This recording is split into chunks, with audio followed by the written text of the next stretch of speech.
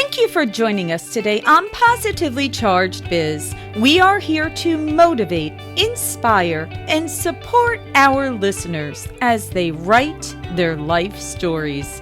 We are a proud founding member of the Real Disrupt Podcast Collaborative, and you can check out more awesome podcasts at realdisrupt.com.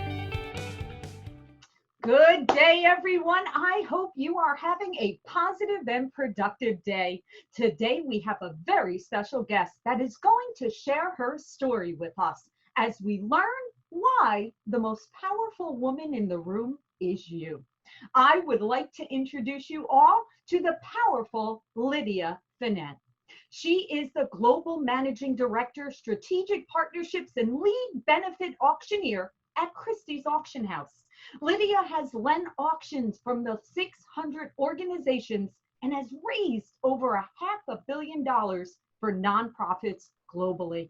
Lydia is responsible for conceptualizing and spearheading the development of the firm's Global Strategic Partnerships division, which has generated over $25 million in revenue to date and aligned Christie's with 100 plus corporate and luxury brands around the world. Lydia is represented by CAA and travels internationally as a keynote speaker, helping people unlock their sales potential and empowering women in the workplace. She was named one of New York's most influential women by Gotham magazine and has been featured in the New York Times, the Wall Street Journal, Forbes, and Cranes, and has appeared in Vogue's, Harper's Bazaar, Vanity Fair, and Town & Country. Her widely acclaimed book, The Most Powerful Woman in the Room Is You, was published by Simon & Schuster and was optioned for a TV film by New Form Entertainment in February 2020. Lydia is currently writing The Most Powerful Girl in the Room Is You for the next generation of female leaders.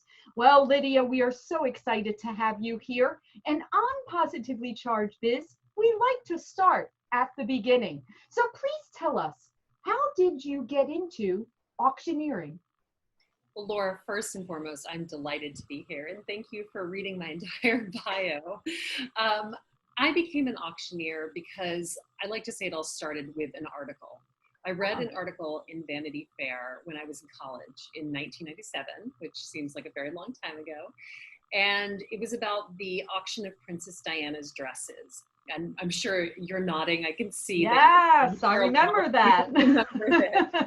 And I remember reading this article. I knew nothing about the auction world at this time, nothing at all. I had grown up with the parents who definitely took us to museums, but we were not purchasing art at auction.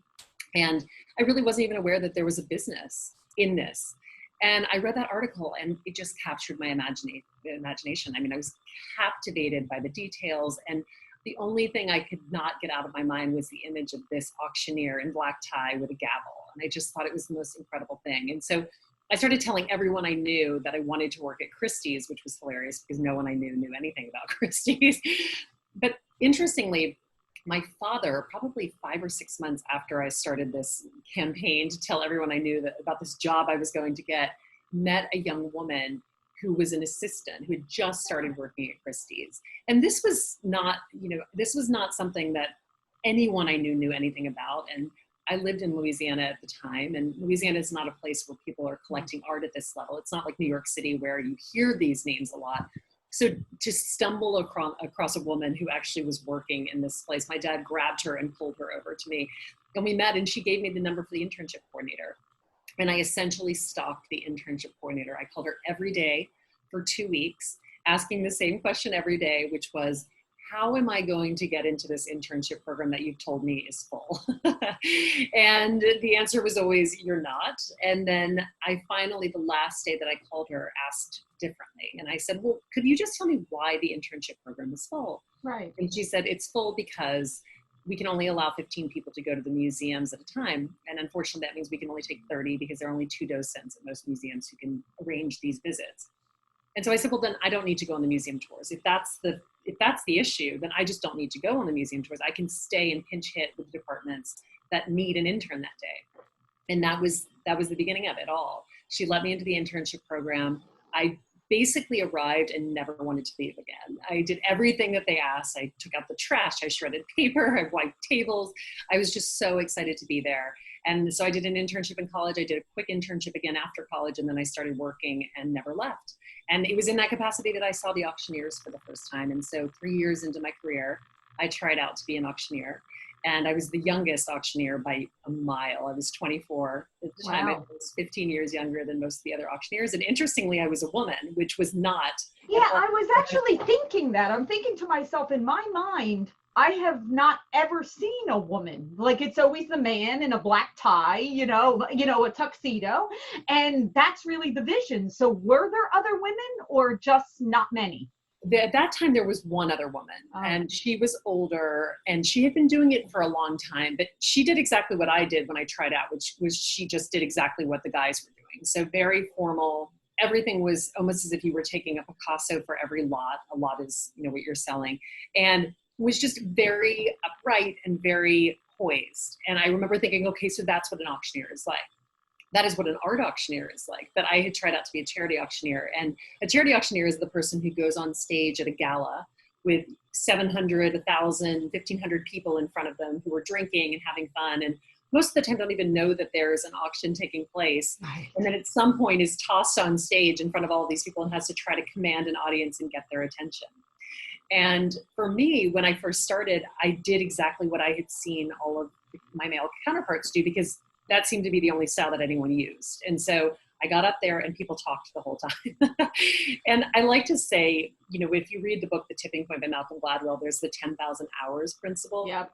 So I had taken, at the time where I had this revelation about what I could do to adapt my style to the charity auction setting, I had probably at that point taken over 500 auctions. I'd been on stage by myself in cities around the world, just trying to get people to pay attention and to get a lot, fearful of, saying the wrong thing, fearful of being too loud, and always adapting this very stiff, formal approach. And I talk in the book about this moment, my sort of aha moment, where I was very sick and I was sitting on the side of the stage, just so ill. None of the other auctioneers could take it. It was a Saturday night and they were all sort of like, listen, no one's taking this auction. You have to go. And I sat next to the podium and they called me up. And, when you get up on stage, you get that adrenaline rush. Yes. Like I say, it's that energy. It's almost like absolutely you pass the top going 100 miles an hour. It's like straight to your fingertips, ice through your veins. And usually that sort of pops me into that formal person. But in this instance, it popped me into my normal personality. Yourself. It actually popped you into your true self. Okay. Yes, exactly. And my true self at that point could not go any further because I was not feeling well. And so I walked in front of the crowd, I banged down my gavel, which I always do, and I started the first lot, and I realized that the first thing I was about to sell was a cocktail party at the home of a woman who I'd been seated next to the day after the man that I thought I was going to marry dumped me. Oh, and wow. I was devastated with this lunch. I cried the entire time. She gave me chocolate, she gave me wine, she dried my face with a napkin and then with the tablecloth because my napkin was soaked. And the interesting part about this is that I was actually the head of events at that point. So I was in charge of the event and she was still so kind. And so whereas I would have stood on the stage that night and said, good evening, ladies and gentlemen, lot number 1 is a cocktail party at the home of X client, 10 people. You will view her art collection. What a lovely evening. Instead, I said, ladies and gentlemen, lot number 1 is going to be an amazing time. You will have a fabulous tour of a beautiful art collection and cocktails. But more importantly, I sat next to Jennifer when the man that I thought I was going to marry dumped me, and she nursed me back over the course of a lunch. So if you are currently seeing a therapist, save your money. It's only like an hour. Jennifer can take care of it. And there you go. And I remember thinking to myself that it was the first time in 500 auctions that people stopped talking. Right. And they turned towards the stage and looked at me as if they couldn't quite believe what I'd said, but they were interested to hear what I was going to say. And so at that point, I just realized I was going to keep going with it. And that was the beginning. And every lot after that, I sort of tried out that sort of funny, familiar, this is kind of what I'm doing in my life story. And I realized that what I had thought was going to be detrimental, which was that I was young and that I was a woman, because that had seemed detrimental when I walked in and people would ask me where the real auctioneer was, which had happened many times, as you can imagine. What I realized was that that actually was going to be what differentiated me. And if instead of shying away from it, if I embraced it and really pushed, maybe it could be a lot of fun. And here I am, 17 years in. I love the story, and you've hit on some things that I am very, very vocal about within my industry. Of so many times, especially, just like your story, when I started in my industry, there were no women at the top. There were lots of women in the industry, lots of support, lots of women behind the scenes, but you never saw them up on the stage. You never saw them at the head of the companies. And what you just said is very, very common that we've seen, where we emulate who we've seen at the top, right? And we try to fit into that box. And I love that it took being sick. It took you kind of saying, oh, I don't have the strength, the energy, I don't have the mindset right now to put on this act. I'm actually going to be myself. And you are 100% correct, Lydia, that when you embrace who you are and you kind of take off the mask and just show people, people engage, people connect, people want to see more. They're like, wow, this is interesting. So I love that you found that. And this was early on. I mean, you were only 24, you said, at that moment.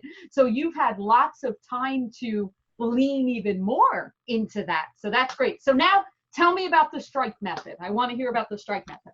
Yeah. So what I said in the beginning of that, when I bang my gavel down, that is essentially what now I think of as the strike method. So really the reason that I wrote the book, The Most Powerful Woman in the Room Is You, is because every single time I got off stage, there was a woman waiting either at the table where I'd left to go stand on stage or backstage. And they would say one combination of the following three things.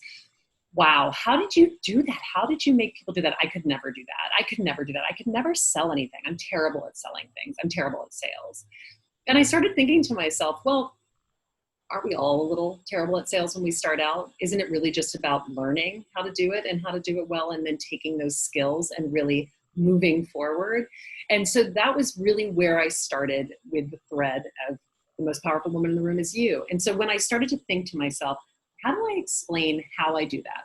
What do I do when I get on stage? The first chapter of the book, it's the first 10 seconds before I get on stage. It's me in a pitch black, stage right, stage hand about to hand me a microphone, staring out of 1,000 eyes, watching a screen that are basically telling them about a charity or an organization. And lights are off. And then they say, good evening, ladies and gentlemen, Lydia Fenet from Christie's Auction House. And I walk out, and it's all of that energy we were talking about, all of that adrenaline. And I take the gavel and I slam it down 3 times as hard as I can. And for me, that is the moment it all starts. That's the moment I go from Lydia, who was seated at the table having dinner, to Lydia, who is on stage about to take over a room of 1,000 people, get their attention for half an hour, and then get off stage and sit back down and have the rest of my dinner. And so I realized that every single time I spoke with someone who is at the top of their game, they have something that's very similar to what I do with the gavel. I have a friend who's a professional athlete, and every single time that she goes into a boat, she's a rower, she says that she taps the front of her teammate 3 times as if to say, here we go. Yep. I'm ready. I've got you. Let's go. And I have other friends, like I have one who hits the bottom of the table right before she starts a couple of times, again, to say sort of, here we go.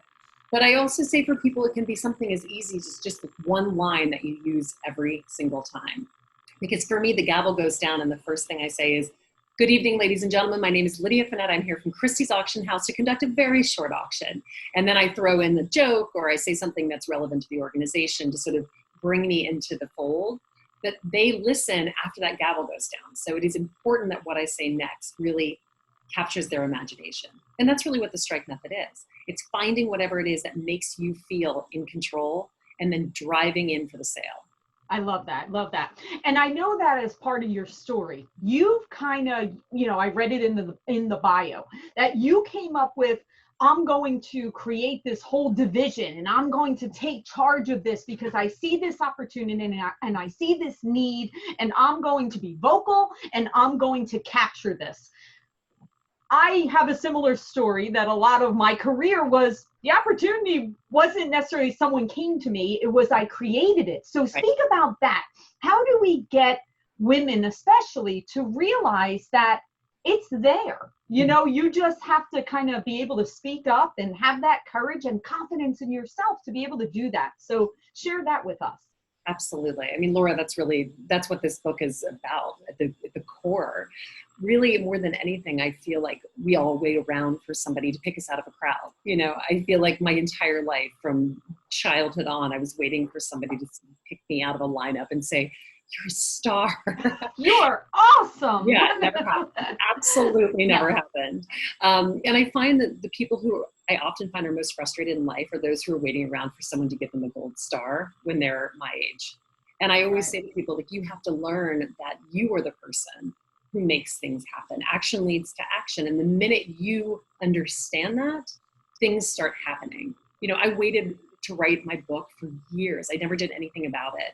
And then when I finally did, every single thing that I had wanted for all of these years, maybe since I was a child wanting to be sort of picked out of a crowd, started to happen. You know, the minute I sat down and wrote the book, right, creating that action, then people started offering opportunities to do marketing around it or book tour events, and I said yes to everything. And then every book tour led to an interview. And then I get on podcasts like your podcast because people see what you do. Because, you know, I always thought that press was something that if something went out, it was done. But what I realized is one article goes out, one interview goes out, one podcast goes out, you get 2 more requests as a result of it. Action leads to action. So I say to anyone who is in need, especially right now, of hearing this, that you're the person who has the power. It's within you. No one gives it to you and no one can take it away from you.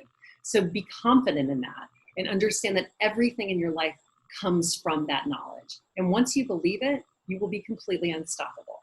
Absolutely. 100% agree. All right. So we spoke about the glorious stuff, the opportunities, the growth, all the good things.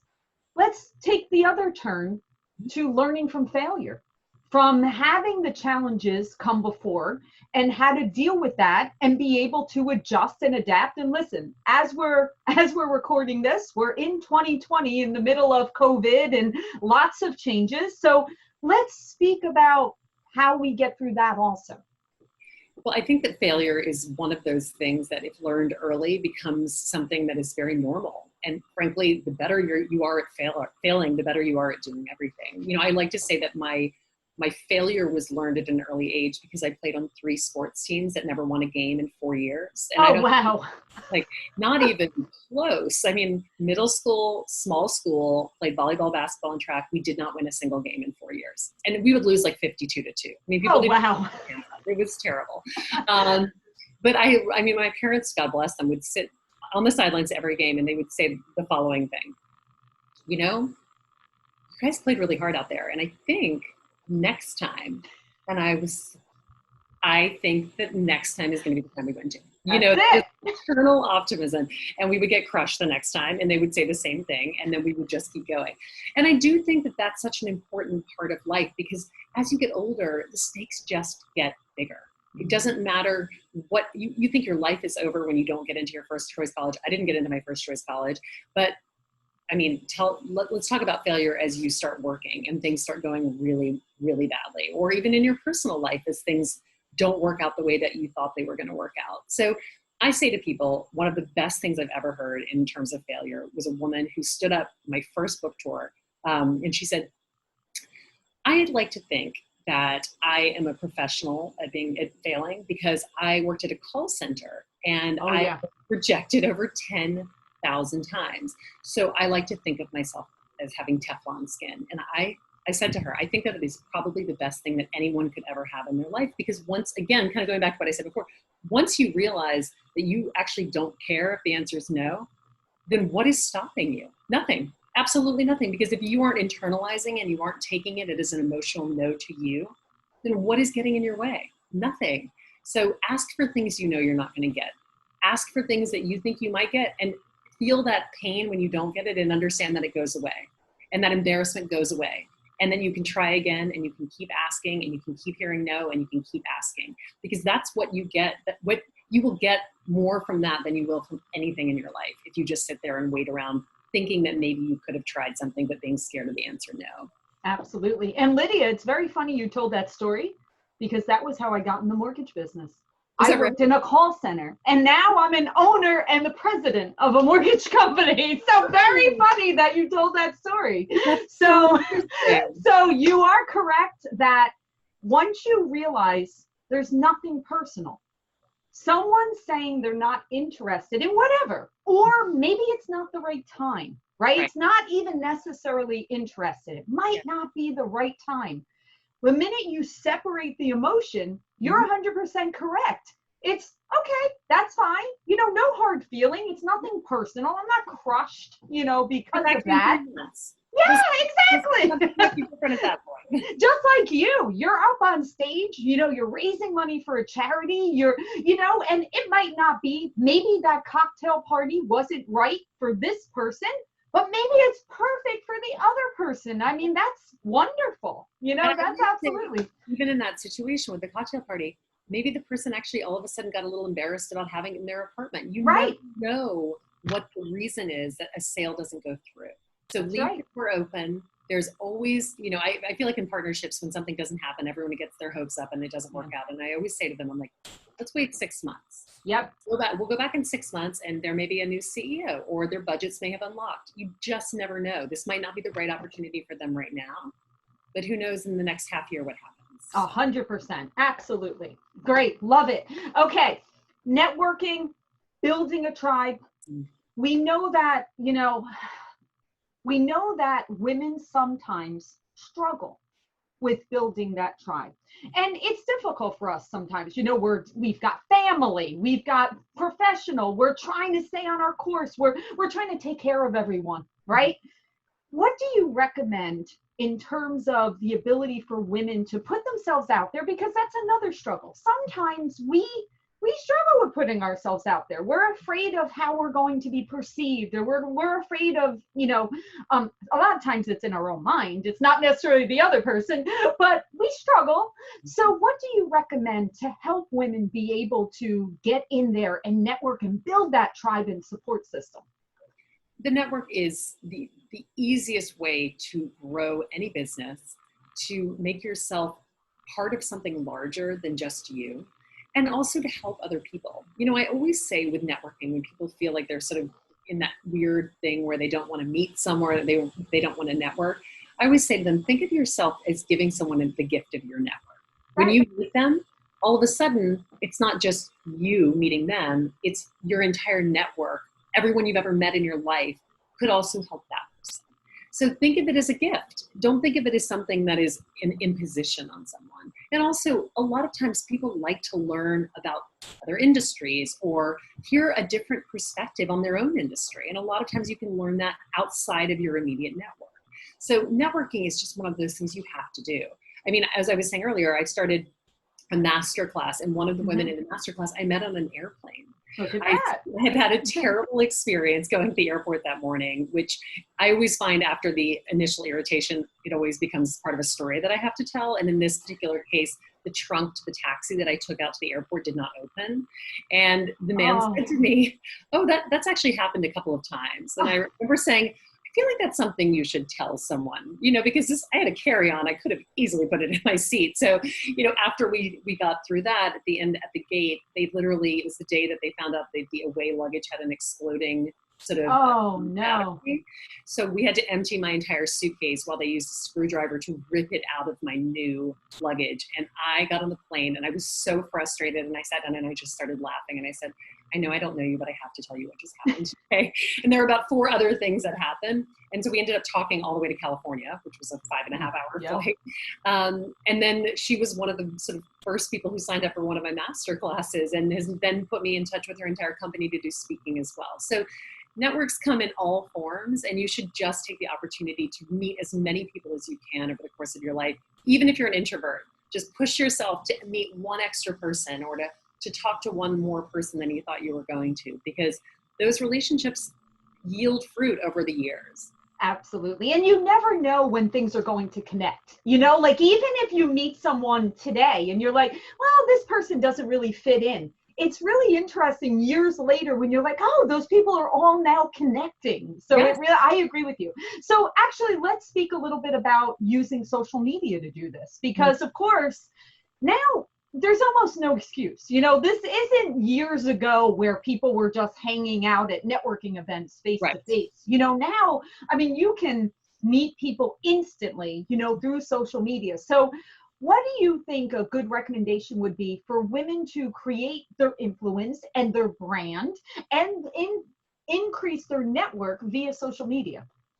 It's so important. And as you said, it's everywhere and it's easy and it's free. And that's Yep. the one thing that I keep saying to people. I mean, my gosh, can you imagine that there is a marketing tool that allows you to reach thousands and thousands of people that's free? I mean, take advantage of these because frankly, who knows how long they will be free. So what I always say to people about social media is focus on one, because it is too overwhelming to start focusing on every single platform and trying to stay up to date on every single thing that you're doing. So figure out which platform you feel comfortable using. For me, that's Instagram. I love Instagram. I love the visual of it. I think it's a great tool. I love to sell things on it. I sold my entire masterclass on it. But other people really love LinkedIn, or they feel very comfortable on Facebook, and that's where they feel like most of their friends are getting their information and they want to talk to them. And so I say to people, pick your social media vehicle and then really dig in and learn about it. You know, with Instagram, when my book came out, I used to go onto any hashtag that had, my book has a hot pink cover, hashtag pink cover. And I would spend hours going through that hashtag, commenting on everyone's page and say things along the lines of, you know, love this pink bookshelf, love this pink book. You should add the most powerful woman in the room is you to that. Again, totally anonymous, fully self-promoting, promoting my book. Right. But again, it's free. So just think about what you can do to use that as a way to not only, you know, create your brand, but then also reach out to people who are in similar industries, because you will be shocked at how many people will easily say yes to anything you ask. I mean, I started a Most Powerful Woman in the Room is You live Instagram series during COVID, like when we were all in lockdown, to benefit the River Fund. So I would ask people to make a donation in exchange for watching sort of 20-minute segments with top business leaders and top women in different industries. And it was amazing. I would just DM people and say, hi, I'm Lydia. I'm doing this Instagram live. Would you be interested? It's 20 minutes. I will be shouting out the River Fund. Would love for you also to bring a nonprofit to speak about so that we can continue raising awareness at a time when people really need it. And I mean, I don't think anyone said no. It was incredible. So use those vehicles, use those social media sort of platforms to reach out to people who you feel could be a good asset in your network.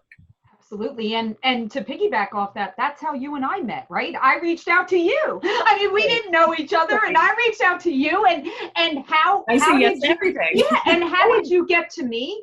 One of my marketing girls follows you on Instagram. Oh, so yes, and so she came to me and she's like, Laura, I love Lydia. You should reach out to Lydia. And I was like, okay, I don't know Lydia, but I will reach out to her. So again, perfect example. We didn't know each other, but yet I read your book. I loved your book. I love everything that you're saying out there. And, you know, we have to continue to spotlight many different types of people out there, because like you said, it's fascinating. I mean, even just reading about Christie's and the auctioneering, that's something that I wasn't familiar with. And when I read that, I was like, that is so interesting. Like that's a world I wasn't familiar with. Yeah. And then I grow a little bit by reading that and by hearing your story. And we should all do that every single day. Because we grow a little, we expand our minds, we open our minds and our hearts. And like you said, we connect with others. And it really does make us better everything. Better wives, better mothers, better business leaders, better everything, right? So totally agree.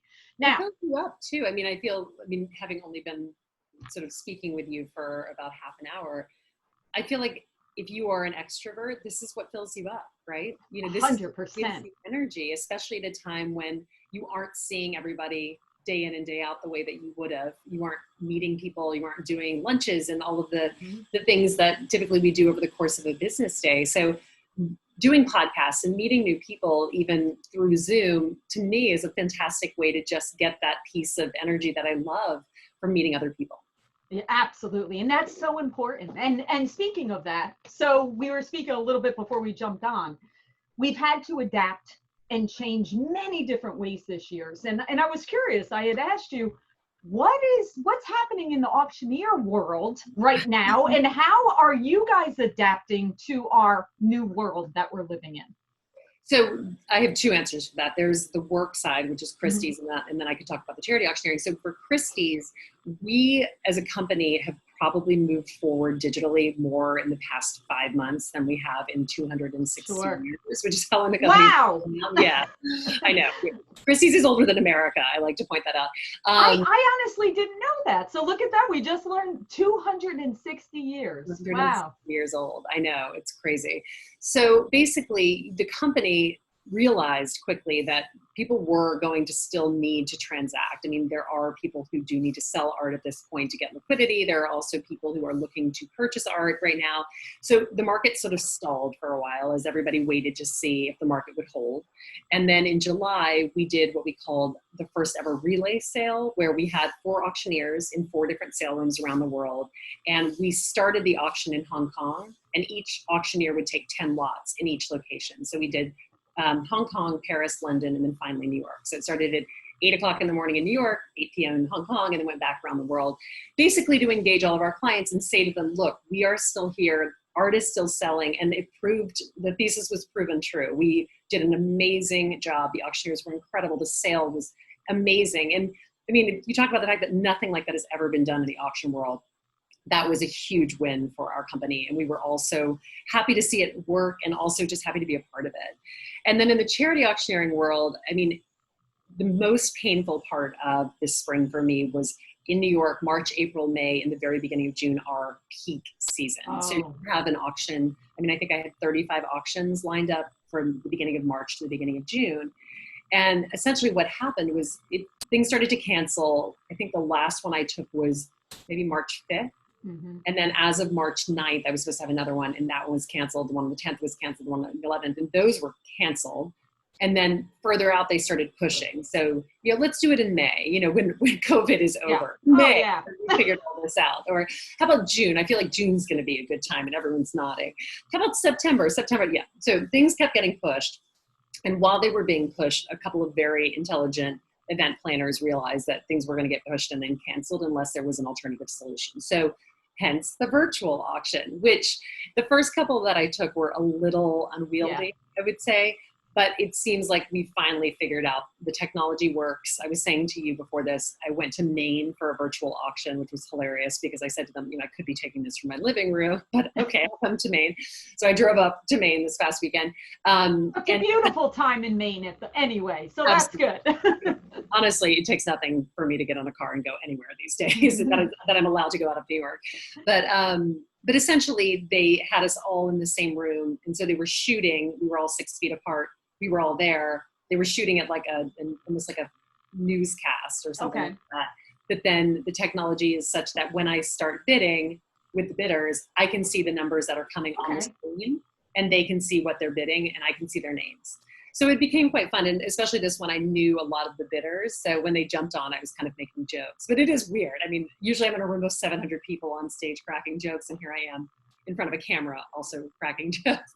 So I kept saying things like, you know, if I made a joke and there were 5 people, and if they didn't laugh, the 5 people who were also in the room, I would say, I'm confident that if I'd said that in a room with the rest of you, you would have thought that was very funny. So you just have to kind of keep rolling. And I think everybody is just so forgiving in this day and age. Well, everything. Yes. What do you think will happen in the future? You know, I always say if the magic wand comes out and everything goes back to, you know, January, February of 2020, do you think, I mean, speaking from my industry, there's certain things that will never go back, meaning we've made progress. You know, we've actually moved into technology that will never go backwards. Right. What do you think in that area? Do you think it'll completely transition, a hybrid? What do you think will happen? I think it'll be a hybrid, and I don't think it's a bad thing, honestly, because if you think about going to a charity event, the only people in the room that night are the 500 people who are seated right there watching the auction. If we go to this hybrid model and you have, you know, an organization like Bring Change to Mind, which deals with mental health stigma, There are organizations and people around the world who would be thrilled to watch that auction and to donate something.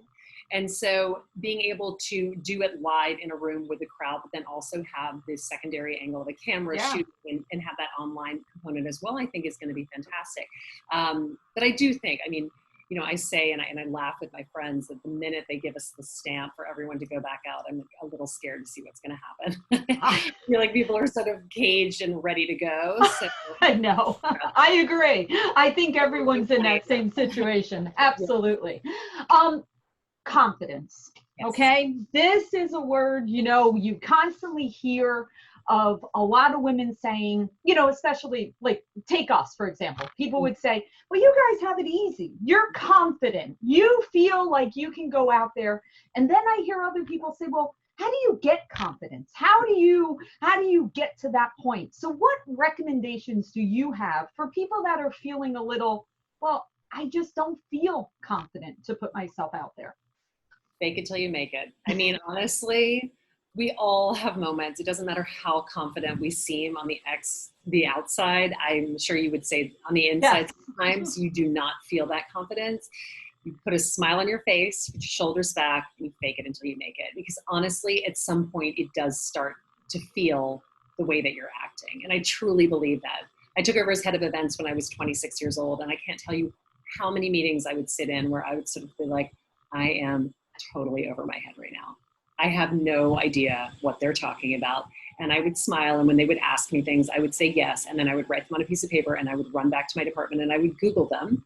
And then I would figure it out before the next meeting. And then I would use those words in the next meeting so everybody knew that I knew what I was talking about. But I do think a lot of it is just putting on that exterior where you feel like people are looking at you and thinking that you have it under control. So having a good poker face, you know, I say when I'm on stage and things are going wrong, and trust me, every auction, something goes wrong. You know, the microphone isn't working, someone drops a plate, someone's drunk and tries to get on stage. I've seen it all. What doesn't help is me losing it. That never helps. That will never solve a problem. If the auctioneer is like, get off stage or you pick up that plate, like, what does that help? What helps is me making, you know, a lighthearted joke about it. No, dropping plates, we're doing well tonight. Everybody should start smashing plates. I'm kidding. Don't. Let's just keep this auction going. You know, so I do think that so much about confidence is just really putting yourself out there and understanding that you kind of have to fight through the ick sometimes. But if you keep doing it, at some point it will start to measure up and you will feel that confidence that you're faking. I agree. I totally agree. So during your book, you actually highlight some women that you have some stories in there, which I thought was amazing. I loved going through those. If you were going to pick that one woman that you were like, man, you know, this person is just the epitome of having it together and being that special woman, who would it be? Oh my gosh, I think there are 33 of them in there. That's why I have to pick one. I mean, you know, I have to say Martha Stewart, which is an obvious choice, has always been such a wonderful mentor to me. I met her because I was a charity auctioneer that was auctioning her off almost 3 or 4 times a year. Oh, wow. And I sort of got to know her from stage, and then we started talking after, and I've gotten to know her over the years. And you know, obviously her life has had its ups and downs, and she just sort of sticks to who she is, and she's unapologetic about that. And it's amazing to see, because I know that can be polarizing, certainly, but from a younger person's perspective, watching the career that she's created and the life that she's created for herself, it's very remarkable. So, you know, I had a feeling she would say yes when I asked, just because I feel like she's also a great mentor. But, you know, I definitely was sort of fingers crossed, not only because I asked her not only to be in the book, but also to do the blurb on the back. And I felt like that was a huge ask. So it was very, very kind of her to do it. But I mean, honestly, I love reading through all of those case studies as well. I mean, my friend Dee Poku, who wrote the story, she has the Women's Innovation and Enterprise, and she's just an amazing woman, an incredible networker. I have another woman who talks about, you know, being a model who was told that she was always going to have to be thin and had all these eating disorders, and then finally came out and said, you know, I don't want to be like this anymore. I just want to come out and be this person that I am. And her agent was like, all right, let's do it. And then she became, you know, and she's not plus size, but she's a normal size woman. And she'd started doing sort of fighting, Thai fighting. Her name's Mia King. And she's just amazing. And so just the honesty and the stories that these women told, I loved. Oh, that's awesome. And yes, they were incredible. So absolutely. That was great that you included that in the book. I want to know, I know in the bio, I mentioned you were working on a book for the young ladies. Yes. Tell us a little bit about that, because, you know, it definitely starts with the generations behind us, right? Yeah. I mean, and it's great. I mean, it's fascinating that actually, as we're recording this, we're about to hit 100 years since women got the right to vote, right? And which is so amazing, right? And when you think about what those women did, like what a risk those women took, right? I mean, there were people spitting on them and calling them names, and you know, and they were out there picketing for our right to vote. And of course, to us, that seems like a million years ago, right? But then you had like our parents, our moms with the feminist movement and the ERA and all of that, right? And so when we grew up, we kind of like, okay, sure, maybe the women aren't in all the power positions, but we can be, right? There's an opportunity where we didn't really know what that struggle was like as much. And we hope that every generation after, it becomes less and less difficult, for where I like to say, you can't be what you don't see, right? So the more that the young girls can see women in power positions and, you know, and women in roles that they wouldn't have in the past, then we're breaking down more and more barriers. So tell me about this book. I'm very curious about for the young ladies. Well, I have 2 daughters and a son, and I can't even tell you how many times over the course of my book tour, there was a mom who would come up to me and say, I loved your book. I wish, and they would sort of hedge around what they were trying to say, and I could never really figure it out. And then at the end of this sort of, I wish I'd read this when I was younger. Right. That's what I heard a lot. I wish I'd read this when I was younger. And then there was a woman who articulated it perfectly once by saying, you know, I'm in my 40s and I feel like, not that I'm a lost cause, but I wish I'd read this book when I was younger. I wish she would write this for my daughter, because I feel like if she read it when she was 7 or 8 or 9 or 10 or 11 or 12, then she would think, oh, I could just go after it.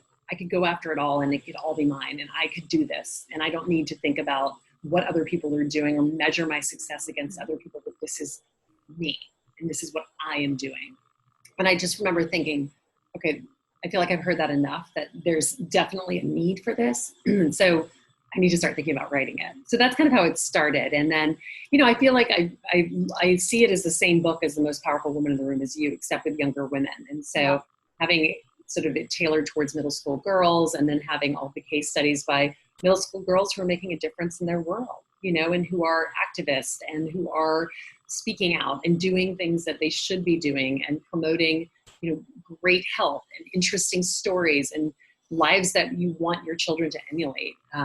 You know, everybody loves doing TikTok, but it's not that I want a TikTok star on there. You know, it's like I want somebody who has started a movement, a grassroots movement, and is doing something great. And so I've been speaking with the Boys and Girls Clubs. I've been speaking with the Girl Scouts of America, talking to them about, you know, getting 1 or 2 people promoted from within their organization, girls who are really making a difference, to be included in those case studies. So. Oh, that's awesome. That's wonderful. So exciting. I love that you're doing that. And yes, it is definitely needed. That's for sure. All right, Lydia, this has been awesome. So please tell everyone, how can they find you? How can they follow you? We know Instagram, but definitely throw that out there. So tell everyone how they can learn more. Well, Laura, thank you again for having me on. This has been so fun. There are a number of different ways. I have a website, lydiafenet.com. Instagram is where you will find me daily, and that's just Lydia Fenet. And then on Facebook, Twitter, and LinkedIn, it's all Lydia Fenet. I think I'm the only person in the world with my name, so I get all of the handles. Perfect. Exactly. Yeah, how awesome is that? That's wonderful. Worked out really well. So, and of course, please get Lydia's book, The Most Powerful Woman in the Room Is You. So that's up. Oh, go ahead. To add, I was asked to write a bonus chapter about the past 5 months. So when the book comes out in paperback on March 2nd, there will be an additional chapter in the book addressing essentially what has taken place over the past 5 months. Oh, that's wonderful. Awesome. Great. Well, everyone check that out. It's definitely a fantastic book. You will truly enjoy it. Lydia, thank you so much. Continue up the great work. We can't wait until the young lady book comes out because that will be wonderful. And we wish you all the best. Thank you so much, Laura. I really appreciate the opportunity to be here. Take care and stay safe. Take care. Thank you for joining us for another episode of Positively Charged Biz. I'm Laura Brandeo, and we are here to motivate, inspire, and support our listeners as they write their life stories. If you have an inspiring story, please email me at laura@positivelycharged.biz. And remember to subscribe to hear more great guests. And connect to us on Facebook at Positively Charged and Instagram at Positively Charged Podcast. Until next time, we wish you a positive day.